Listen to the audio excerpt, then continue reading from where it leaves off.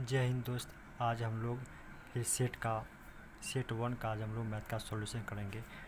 इसमें कि एसएससी और रेलवे के पीवाईक्यू क्वेश्चन होंगे।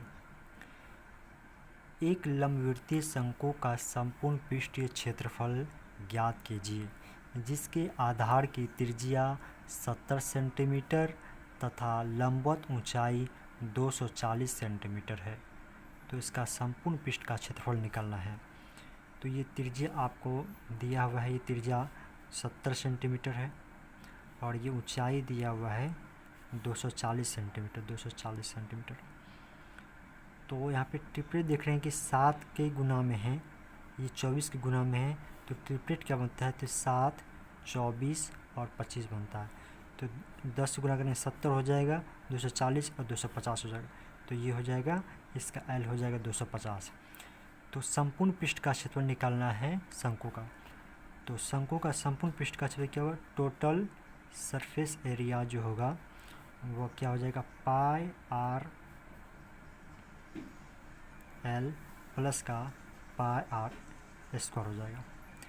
तो पाई आर कॉमन हो जाएगा यहाँ पे, तो एल प्लस आर हो जाएगा यहाँ पे। तो पाई का मान 22/7 और त्रिज्या पे 70 है आर का मान, और एल कितना पे 50, 250। तो 250 और प्लस का आर कितना 70 हो जाएगा। तो गुना कर दिए, 0, 7, 5, 12, 2, 1, 3, 320 हो गया, 320 हो गया। ये आप 7 दाएँ 70 हो गया। तो 220 गुना 320, तो गुना करिएगा हो जाएगा 22 दिया, 22 जो 44 के 4, 22 दिया 66, 4 70, 2 जीरो पर चले, यानी इतना सेंटीमीटर स्क्वायर निकला, इतना सेंटीमीटर स्क्वायर निकला आपका सेंटीमीटर स्क्वायर। तो किस में निकालना है? तो ऑप्शन में मीटर स्क्वायर में। तो मीटर निकालने के क्या करेंगे? 100 से भाग दे देंगे। तो कितना हो जाएगा? 704 मीटर स्क्वायर हो जाएगा। ऑप्शन नंबर क्या है? Option number 704 metre square. Option number 704 और ऑप्शन नंबर ए हो जाएगा इसका आंसर।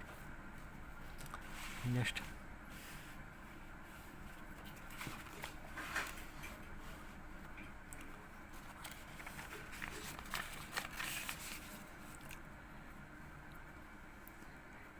बारह संख्या आरोही क्रम में व्यवस्थित है। यदि अंतिम 11 संख्या का माध्य 9 है और सभी 12 संख्याओं का माध्य 11 है, तो दूसरी संख्या का माध्य ज्ञात कीजिए जो पहली संख्या से 66.2/3% जो अधिक होगा, उसका मान हमको निकालना है। तो 12 संख्या बढ़ते क्रम में है, तो 11 संख्या का माध्य 9 है, 12 संख्या का माध्य 11 है। तो लिखेंगे तो 12 संख्या है जिसका माध्य औसत कितना दिया? 11। तो टोटल योग हो गया इतना, घटा इसमें से घटा देंगे 11 संख्या है। 11 संख्या है जिसका माध्य 9 है, कितना हो जाएगा ये? तो 11 कॉमन में, तो 11 कॉमन आ जाएगा, गुना में हो जाएगा, 12 में से 3 घटाएंगे कितना हो जाएगा? 3, यानी 11 या 33। तो ये 33 जो संख्या निकला आपका, ये फर्स्ट संख्या निकला। कितना? ये फर्स्ट संख्या निकला, 33 निकला, पहली संख्या। आप कह रहा है कि दूसरी संख्या का मान ज्ञात करना जो पहली संख्या से 66.2/3% अधिक है। तो 66.2/3% कितना परसेंट होता है ये? तो ये 2/3 भाग के बराबर होता है। तो 33 का 2/3 भाग जो होता है वह 66.2/3% के बराबर होता है। तो इससे क्या है? 2/3 जो है 3 इससे अधिक है, कितना हो जाएगा? तो 5/3 हो जाएगा। 3 से 3 से कटा दीजिए 11, तो 11 बचे 55 आ जाएगा इसका answer. Option number C. Next देखते हैं, किसी समूहीकृत आंकड़ों के वर्गों 10 से 9, 20 से 29, 30 से 39, 40 से 49, 50 से 59, 60 से 69, 70 से 69, 80 से 89, 90 से 99 के लिए कौन सा वर्ग अंतराल 70 से 89 की ऊपरी सीमा होगा? ऊपरी सीमा हमको निकालना है, 70 से 79 की ऊपरी सीमा क्या होगा? तो यहाँ पे क्या करेंगे कि 70 से 79 है, तो ये होता है आपका निम्न सीमा और ये होता है आपका ऊपरी सीमा। कब? जब आंकड़े जो भी आंकड़े दिया रहते हैं आरोही क्रम में रहते तब। लेकिन यहाँ क्या है 39, 39 के बाद आ गया 40 आ गया। अगर 39 से रहता तब तो ऊपरी सीमा इसका 79 होता है, लेकिन यहाँ पे ये एक एक गैप करके रखा गया। तो क्या करेंगे, एक तो आपका ये वर्ग अंतर, इससे अगला वर्ग अंतराल क्या हो सकता है, तो 80 से 89 जो कि आपका क्वेश्चन में दिया है, एक जो है 80 से 89 है। तो इसको ऊपरी सीमा निकालना है, तो ये 79 को और 80 को क्या करेंगे, ऐड कर देंगे। तो ऐड करने के बाद कितना हो जाएगा, 9 हो जाएगा और 8 7 हो जाएगा, 8 7 हो जाएगा 15, और इसमें हमें 2 से क्या करना है, भाग दे देना है। तो 2 7 14 हो जाएगा, 2 9 18 हो जाएगा, 2 5 10, यानी 79.5 इसका जो होगा आंसर होगा, 79.5 option number C. Next,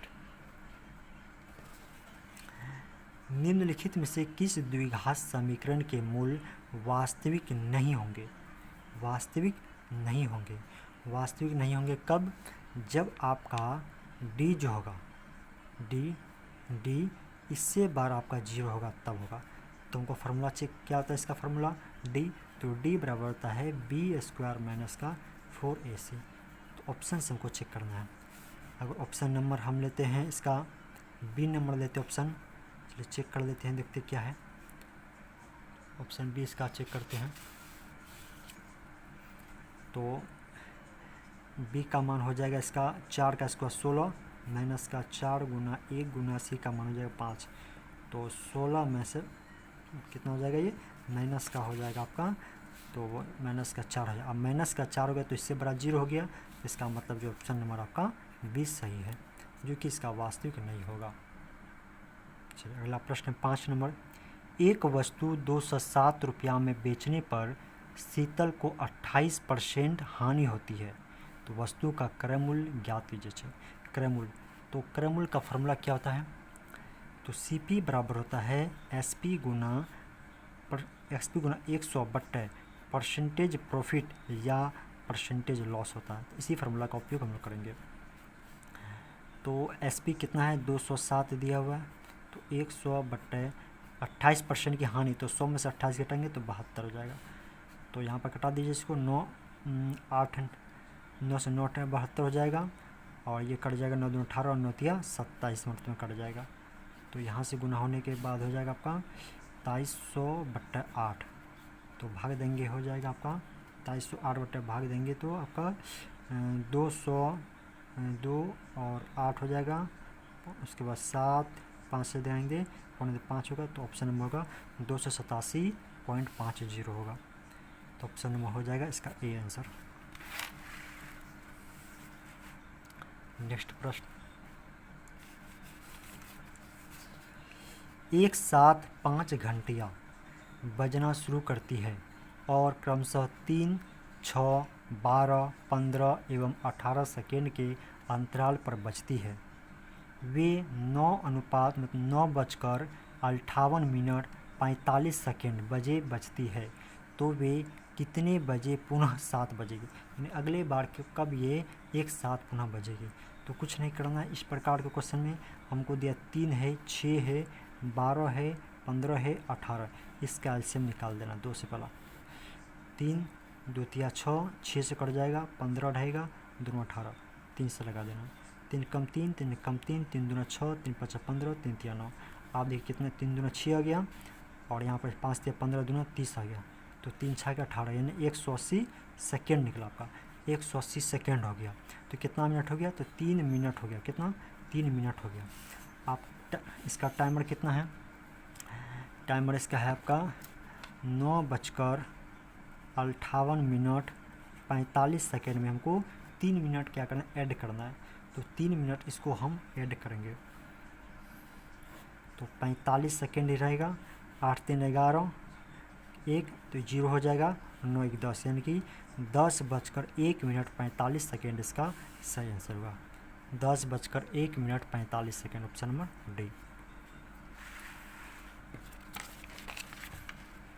next प्रश्न,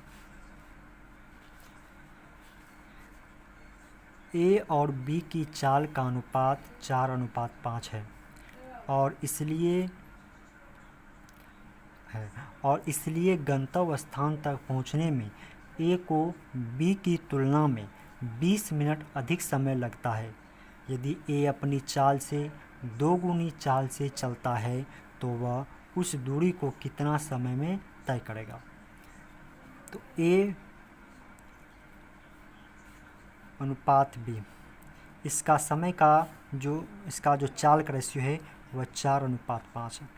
ये स्पीड का रेशियो आपका, ये स्पीड का रेशियो है। तो टाइम का रेशियो क्या होगा इसका, तो 5:4 इसका 4 हो जाएगा, विपरीत हो जाएगा। कब, जब दूरी समान रहेगा तब। जब दूरी समान रहेगा तब इस प्रकार का केस होता है। अब कह रहा है कि ए को बी की तुलना में 20 मिनट अधिक समय लगता है। जब ए का स्पीड 4 था और तो उसका समय लग रहा था 5। जब बी का स्पीड जो है 5 हो गया तब इसका समय लग रहा 4। कितना का अंतर है, 1 का अंतर है। ये कह रहा है कि इसका जो है 1 का अंतर अधिक लग रहा है, इसी 1 की वजह से उसे 20 मिनट का समय अधिक लग रहा है। तो 20 से गुना कर देंगे 5 तो 100 हो जाएगा ये, और 4 से कर देंगे तो ये 80 हो जाएगा, ये हो जाएगा। आप कर रहा है यदि ये अपनी चाल से दोगुनी चाल से चलता है। ए की चाल पहले कितना था, पहले ए की चाल था आपका 4, अब दोगुनी चाल से चल रहा है तो कितनी चाल से, तो 8 गुनी चाल से चलेगा तो टाइम कितना लगेगा, आधा लगेगा। तो इसका आधा कर देंगे 100 का, जो यहाँ पे 100 यहाँ पे समय लग रहा था, अब इसका आधा कर देंगे तो हो जाएगा 50। यानी कि कहने मतलब है कि जब 4 स्पीड से चल रहा था तो उसको समय 100 मिनट लग रहा था। अब जब वही चाल 8 की स्पीड से चलता है तो समय 50 मिनट का टाइम लगेगा। ऑप्शन नंबर हो जाएगा 50 मिनट। ऑप्शन बी इसका राइट आंसर होगा। नेक्स्ट बहुत ही बेहतरीन प्रश्न ये चक्रवृद्धि ब्याज वाला। मूलधन मेरा 31,600 रुपया, रेट 9% वार्षिक जो है ब्याज है। इसका समय 1/1/3 वर्ष है। तो चक्रवृद्धि ब्याज हमको निकालना है और ब्याज की गणना 8 मासिक पर निकालना है। 8 मासिक पर निकालना है कि कितना इसका ब्याज बनेगा। तो देखते हैं, पहला हम लोग देखेंगे इसका रेट जो है, इसका रेट कहाँ पे है। तो रेट इसका समय कितना है, समय आपका है 1/1/3 वर्ष। तो इसको हमें निकालना है इतना वर्ष, तो हो जाएगा आपका ये 4/3। 8 मासिक है तो 12/8, 4 दूना 8, तो 2 से कट जाएगा, 2 छाके 12, 3 दूना 6, यानी कि हो जाएगा 2 साल इसका निकल जाएगा, 2 वर्ष। और ये रेट दर है वो 9% वार्षिक है। तो 8 मासिक पर निकालना है तो कितना हो जाएगा ये, तो 9% है, 9% वार्षिक है, तो 9% वार्षिक है, तो 12 मंथ में 9%, तो 1 मंथ में कितना हो जाएगा, तो 9/12। तो 8 मासिक पे निकालना है तो 8 से क्या करना है, तो 8 से गुना कर देना। तो 4 तिया 12, 4 दून 8, 3 दूना 3 तिया 9 हो जाएगा। तो इसका रेट जो न्यू रेट बनेगा 6% बनेगा। अब न्यू रेट बनेगा इसका 6%। अब इसका समय निकला है 2 वर्ष और दर निकल का 6% और चक्रवृद्धि ब्याज निकालना है। तो 6% के हिसाब से देखते हैं कितना भाग के बराबर होता है ये। तो देखा जाए तो भाग 6/100 करते हैं, तो 2 तिया 6, 2 से कट 50, यानी कि 3/50 भाग के बराबर होगा। तो 50 वृद्धि हो रहा है तो 50, चूँकि दर निकालना है तो अगर रेशियो मेथड से निकलते हैं 50 अगर मूलधन है तो मूलधन कितना हो जाएगा, 53 हो जाएगा। 2 बार है तो 2 बार देखें, 50 रेशियो 53, तो 50 से 50 गुना करेंगे तो कितना हो जाएगा, 2500 हो जाएगा ये। और 53 से 53 गुना कर देंगे तो कितना हो जाएगा ये, 53 से 53 गुना करेंगे तो हो जाएगा आपका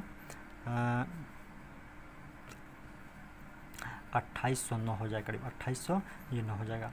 और ये मेरा मूलधन हो गया, ये वाला मेरा मूलधन हो गया, और ये वाला मेरा जो हो गया ये मिश्रधन हो गया मेरा। हमको ब्याज निकालना है, चक्रवृद्धि ब्याज कितना पड़ता है। तो ये तो 2500 मूलधन जो है वो मेरा कितना दिया है, 31,600 मेरा मूलधन रहा।